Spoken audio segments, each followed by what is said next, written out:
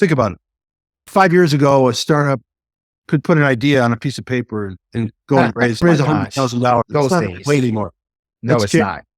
Right. You're looking at people who are bootstrapping, or they may be lucky enough to have friends and family who believe in them and can fund them for a little while. But it's a much tougher journey than it was 5 years ago from the aspect of raising money. Now, there were a lot of startups back then who raised a lot of money and they never run a budget. They never ran a company before. They didn't run a budget. They didn't have the accountability. This is The Ramblings. Hey, Ramblers, before we start today's episode, don't forget to hit that subscribe button to stay up to date on the latest episodes, interviews, and all things startup. This episode, like every episode before it and after it, is brought to you in part by OffSource, your affordable one-stop solution for outsourcing all of your office work.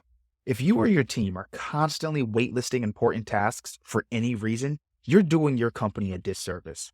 Get the support you need by outsourcing to OffSource tasks like HR support, admin, bookkeeping, social media, graphic design, web design, and so much more. You can go to the link in the description and visit offsource.tech. Hey guys, welcome back to another wonderful episode of The Ramblings. I am your host, Angelo Roberts, and I have today with us Scott Kallick. He is an angel investor business advisor. He is actually invested in Entree, who I actually did a podcast with a while ago now. At this point, it feels when Entree first was starting out, I did a podcast with their founder. And so Scott today is going to be talking about a lot of different things. I think we're in for a powerful episode. How are you doing today, Scott?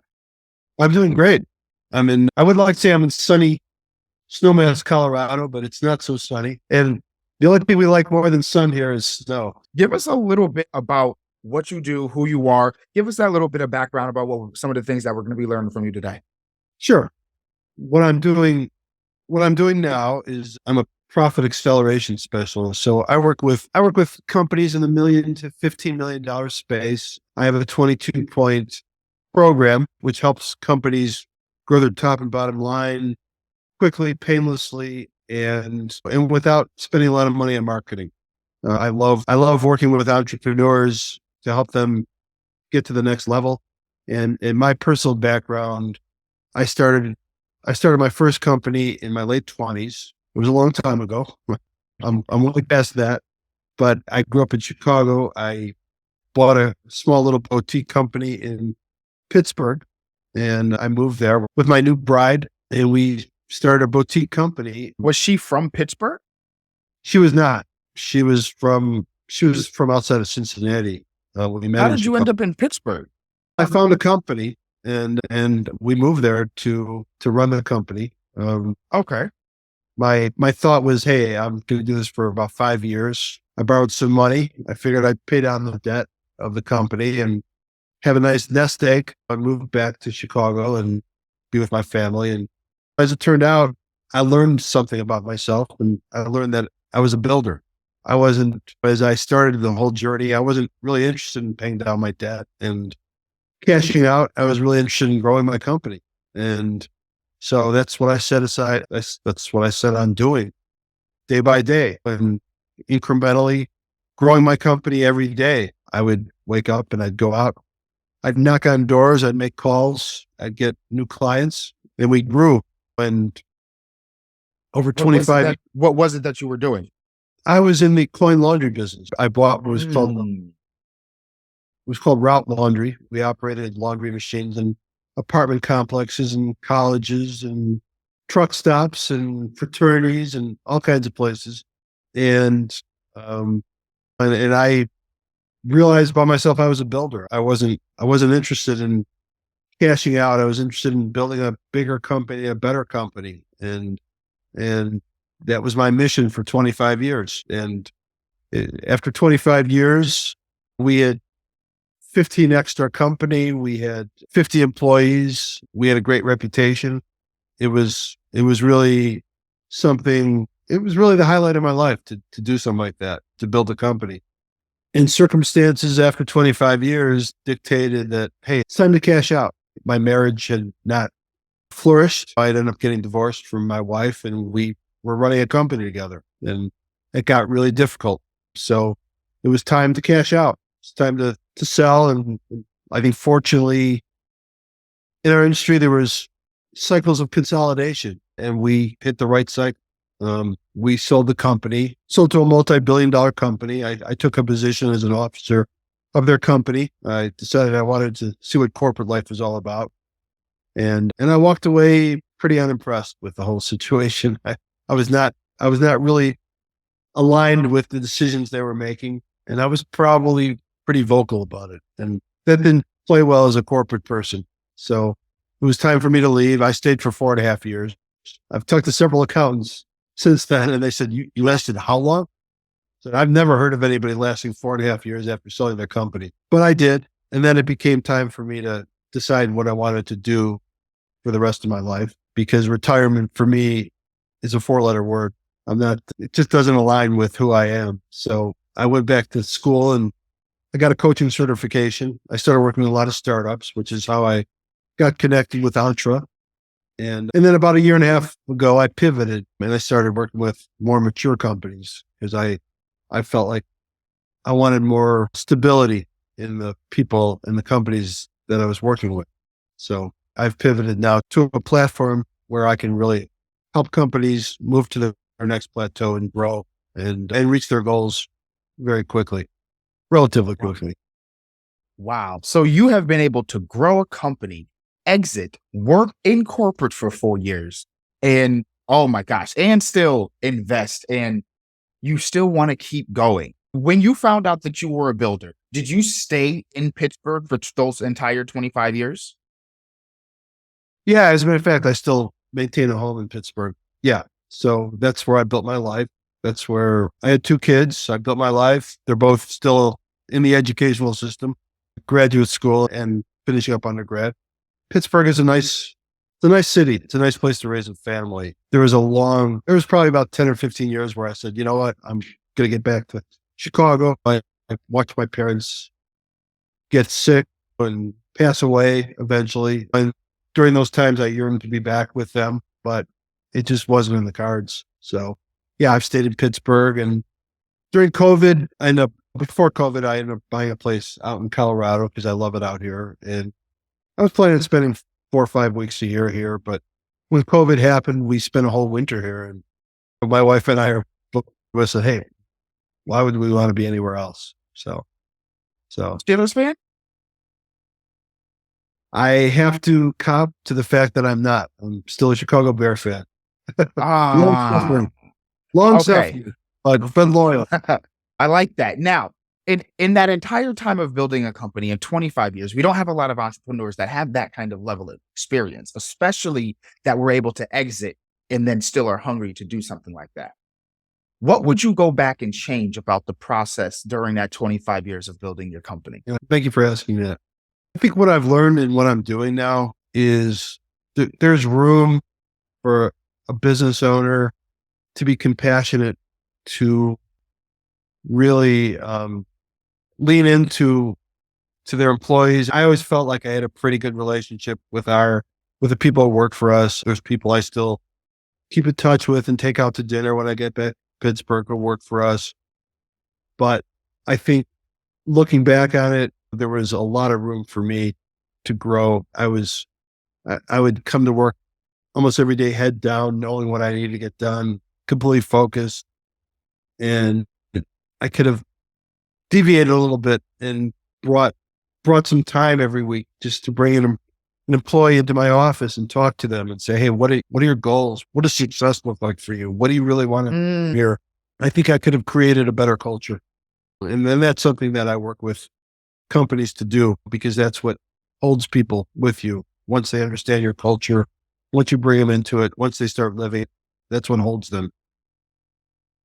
I like that because not everyone understands that you have to invest in your people. One of the things that you had mentioned is like you would have gone back and said, how could I help you achieve your goals? And that's one of the things I like to ask when I'm onboarding is, how can I help you achieve your goals? Because I know that your vision wasn't to initially end up here. You probably maybe thought about going to Google or a bigger company at this particular point, but I know it wasn't to be here. So how can I help you get to the next level?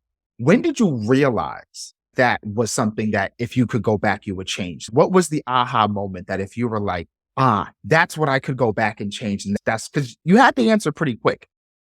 Yeah, it wasn't until after I sold my company and I went through a coaching program and I took on a lot of personal growth at that point. And that's when I really said, "Oh, you know what? This is what was missing for me. This is what I don't want other people to go through their entrepreneurial journey without.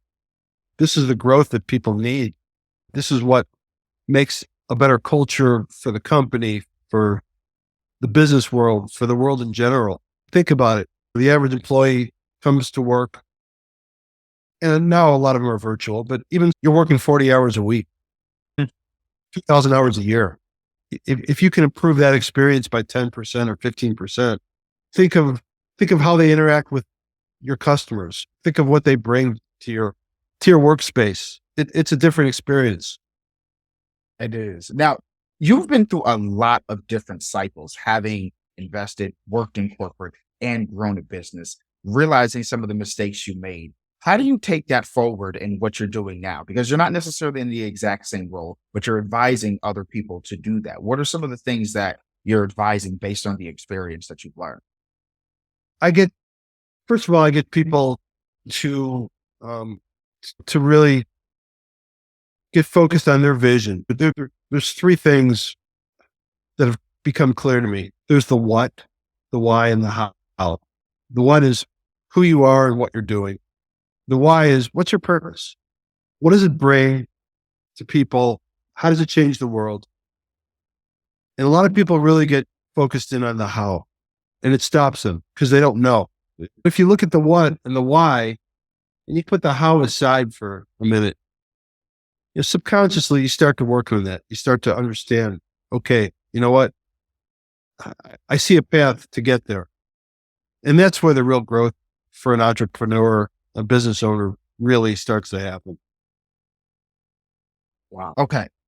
Now, in regards to the companies that you've worked with, what are some of the common problems that you're seeing? And how would you consider that advice in relation to the common problems that a lot of the startups that you're seeing face? It's Because a lot of people are the how people, the builders. Like you said, you found out that you're a builder, the how. I know I can do this, but a lot of people don't necessarily know that one. that's the mindset. It's the one common thing I've found in startups is there's a mindset of scarcity.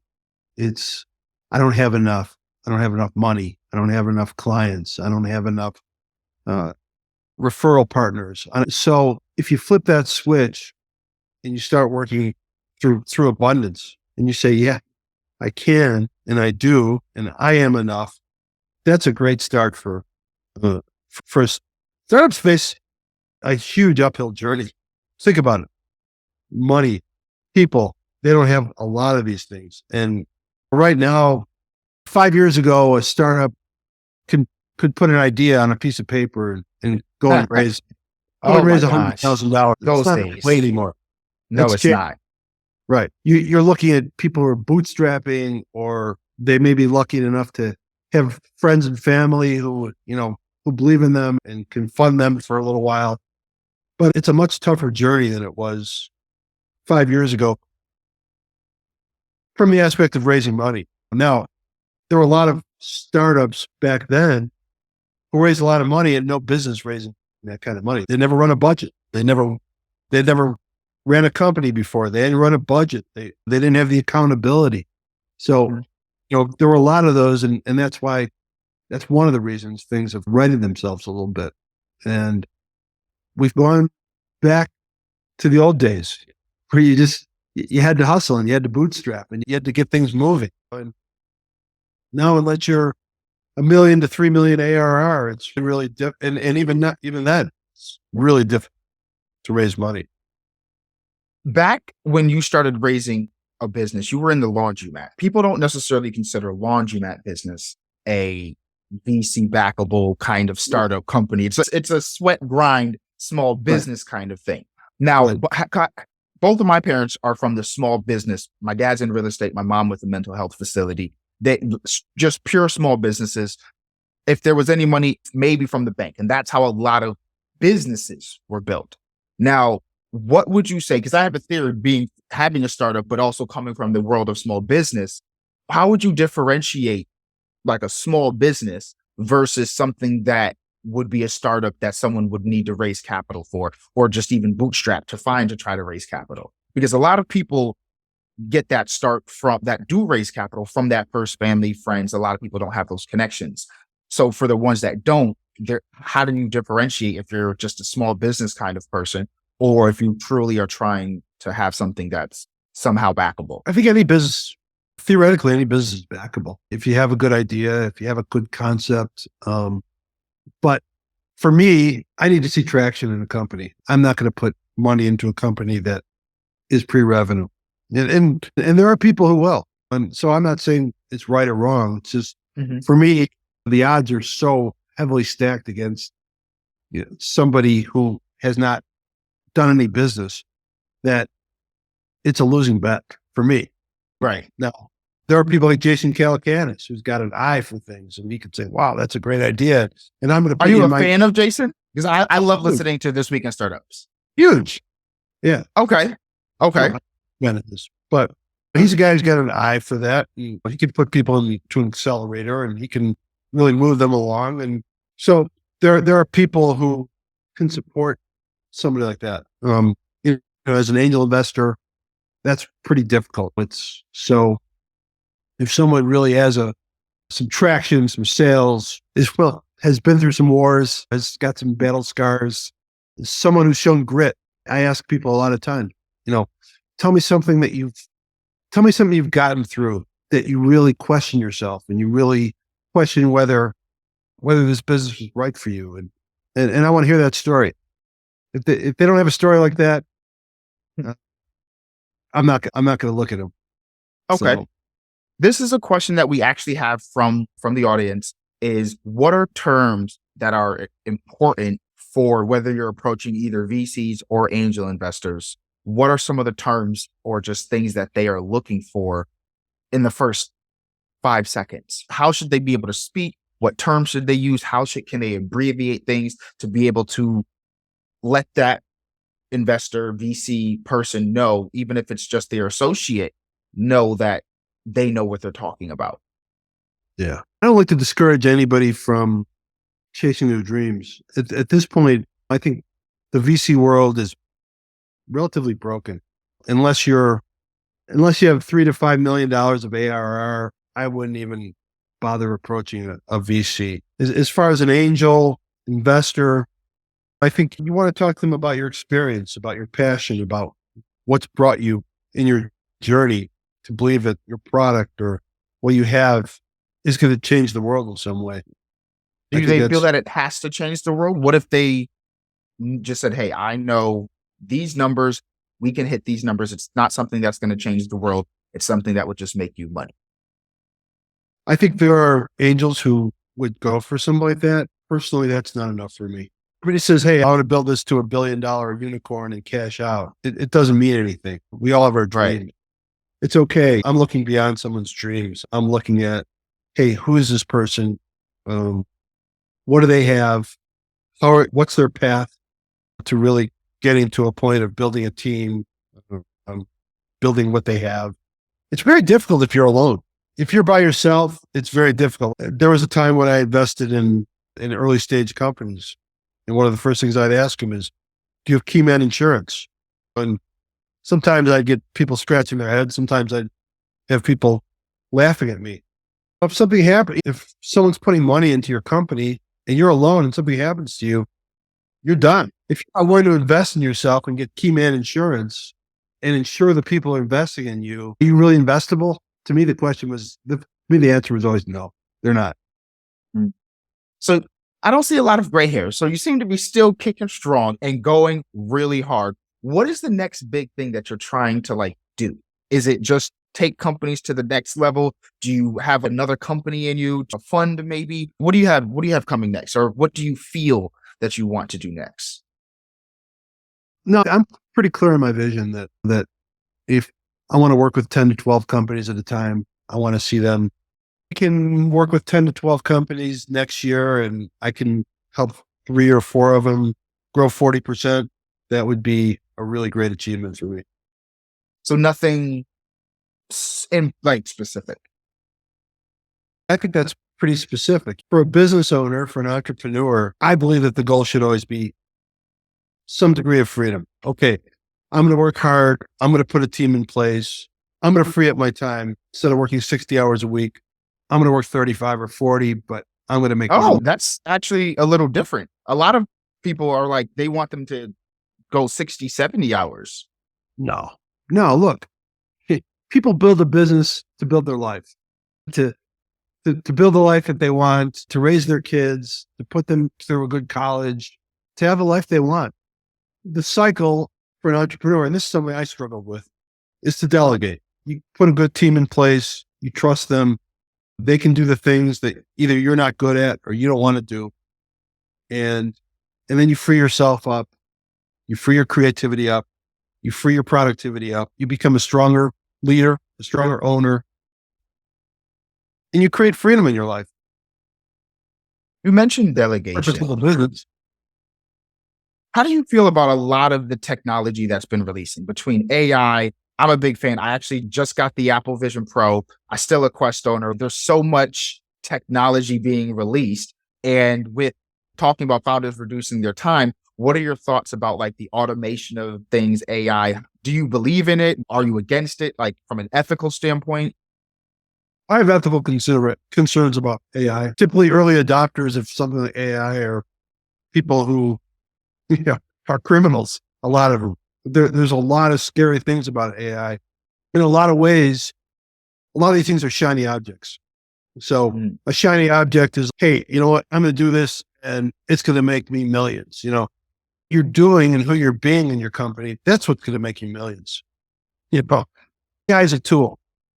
mhm. So a tool can help you to what you're doing, but it's people who say, this is the tool and it's gonna create my world. I think they're deluding themselves. You have to focus on yourself first. You have to focus on as a business owner, who you're being as a leader, who you're being as a vendor, how you're treating your customers, how you're treating your employees. Those are the things to focus on. AI can help and probably bringing in, if you can afford it, either a consultant or a specialist or an employee who can really help deploy AI to help you yeah, that's going to help you be more efficient. But is it going to transform your business? No, the transformation comes from within. Mm. So would you say you're not recommending the companies that you work with to implement AI if they're a SaaS or to find some way to implement AI into No, the I wouldn't say that companies at to? all. Okay. I wouldn't say that at all. But use it as a tool, not as the end all. Got you. Okay. So what do you think about Apple Vision Pro, the release of working inside virtual reality? Do you see that as like a shiny object as well? Or do you see any kind of actual use case in terms of working in the spatial computing? I think it can be its own business. And I think there will be people out there who make it their business, either by consulting or creating product around it. I think mainstream companies that rely on that, again, I think it's the same as AI. It's a tool. It's a tool to make you more efficient. It's a tool maybe to up your game by 10%. And whatever that percentage is irrelevant. It can help. But again, Mm. to throw everything aside and say, hey, this is our direction when it's really not your direction, I think would be a mistake. Okay. What about the companies that are going to spurt from this boom of AI I and think, virtual reality? yeah, those are different Do you, businesses. do you see Sure. them as viable business options? Sure. Or do you feel that they're too easily relying on a different, like the crutch Well, I of a think, different product? no, look, everything like this spurs creativity. It spurs growth. It spurs birth in companies. So sure, from that aspect, we might be in some kind of renaissance. But to take for instance, a laundry company and say, okay, AI company. No, you're still a laundry company. You're still serving your company, still serving your customers. You're still doing what you have to do. It's just tread light. I would just advise companies to tread lightly. That's all. Okay. So with the thoughts of you maybe starting another business? Let's say you could go back, but you'd be today. What company, if you had the time, would you want to build in today's? I'm in love with the trades. I'm in love with, you Oh, know, plumbers, electricians, landscapers. Those are all great businesses. And I think what you see now is you see a lot of people who are very good at what they do, but they haven't made those great businesses. But those are things you're always going to need. And if my kids said, "Hey, I want to start a business," that's where I'd push them toward, because they're always going to be there. Contractors, construction people, not construction people, but people that come in and remodel a home. There's always going to be a need for that. They're aging. People need that. They need those services. They need people they can rely on. So those are great businesses. oh man, we got to have you come back and talk about that part then, because that's exactly what we do. Like we handle the entire back office of what those small businesses do because we believe that they're good at what they do. You're a good carpenter. You're a good accountant, Yeah. lawyer. You're good Right. at the craft, but the Right. business is a completely different beast. And that's where we come in. But anyway, oh gosh, that's completely different. Liking the actual sweaty, grindy businesses, right? You started with a laundromat. Would you go back to do another laundromat or would you try to find something? So I didn't operate laundromats. We operated in apartment buildings and colleges. We'd sign contracts with those institutions or for the coin ops. right to operate their laundry. Would I go back to that now? No, I would not. The headwinds are really heavy in that industry, and I would not go back into that business. It was a great business while I was in it, but I think the headwinds have gotten a little too heavy for that now. So no, I'd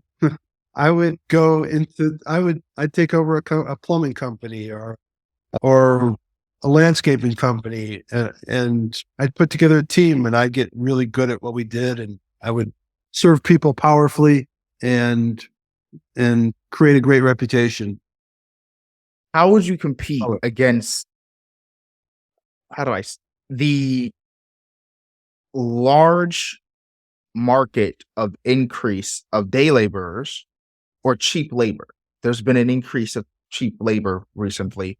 And how would you differentiate or be able to build, especially that's, I think, a big reason on why a lot of like plumbers and things get squeezed because of the increase of the discounted labor. What would you just obviously we're just freeballing here. What would you sure. say as No, being look, like your edge or your at the end of the day, it's all about building a culture.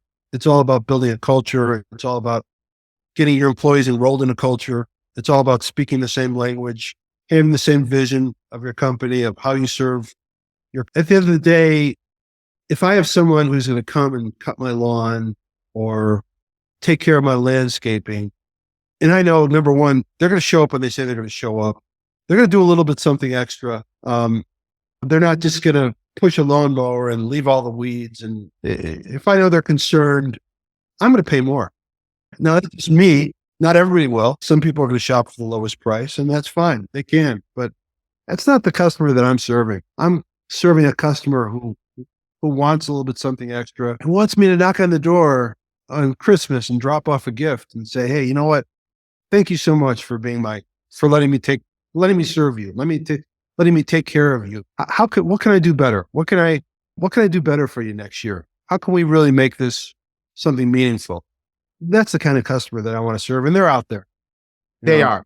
Absolutely. My dad himself is one of those. He would drive past 5 different Verizon wirelesses just to go to a specific Verizon wireless so a specific sales rep could get his money because that was his commission. I'm like, oh, at that time, I just thought of it as, oh my gosh, but I grew up seeing it as he's loyal to that person. And that particular Verizon wireless has a customer because of him. Now, back then, I feel like the work ethic of a lot of employees was different. It was a lot easier to create a culture of positivity. A lot of days today, I don't think that the that business owners have access to the same quality of work ethic that they did back then. And a lot of people don't invest into that, oh, we're a family mentality within a business. What do you like, even in terms of consulting some of the businesses today, what do you advise them in regards to hiring talent or just even, Well, you look at, and sports metaphors get a little overused, I think. You look at the great coaches in the NFL. Look, the talent is relatively equal. Look, some teams have great quarterbacks, some don't. But when you look at a roster from number 10 to number 53, the talent's going to be relatively equal. But it's a question of, hey, how do they get people to really buy into what they're doing? How do they get people to go? Nobody goes 100%, but how do you get people to go 85, 90%? why did you Yeah. know that off the bat, you said people don't go 100%. Why did you kick in to say, because that's realistic, but what made you say that and know that? I know myself. You know, look, if I'm going 100%, I'm working 18 hours a day. Hey, I'm not willing to do that. Most people aren't willing to do that. Hey, if you have someone sitting at a desk for 8 hours a day, at some point, are they going to look at their phone? Of course they are. They're human. Nobody's going to give you 100%. But if you got a good culture, you say, okay, you know what? I'm going to give you five minutes every hour to look at your phone. Okay. At 9:50, like something goes on the computer. Here's your 5 minutes. Stand up, walk around, look at your phone, make a call, be back at your desk. Or if they're on a job, hey, take your 10 minutes now. Just sit down, relax, write in your journal, read a book, do what you need to do, smoke a cigarette. I don't advocate smoking cigarettes, but whatever you do to relax. There's ways to build a culture where people know that you're human, that you care about them, that your work is important. And once you get there, you've created your own ticket. Doesn't really matter how much you charge at that point. Usually before we have to get someone out here, one of the big things that we like to ask them is, what are you promoting? Where can we find it? What's the website? Give yourself almost like a shameless plug. Okay. So my name is Scott Kallick. You can find me at scottkallick.com, relatively easy. My email, skallick58@gmail.com. Reach out to me. Love to hear from you. I always give people time when they want something. Happy to talk to everybody. If you're a business and you're highly motivated and you want to change, let's talk. I'm not interested in talking to somebody I'm not interested at this point in just taking someone's money. Yeah, I want to work with highly motivated people who want to change their business and want a better life for themselves. Okay. You heard it here first. We're going to be able to find you. All the information will be in the description, guys. I hope you were able to find and learn a lot of gems. We're going to be back so much next week.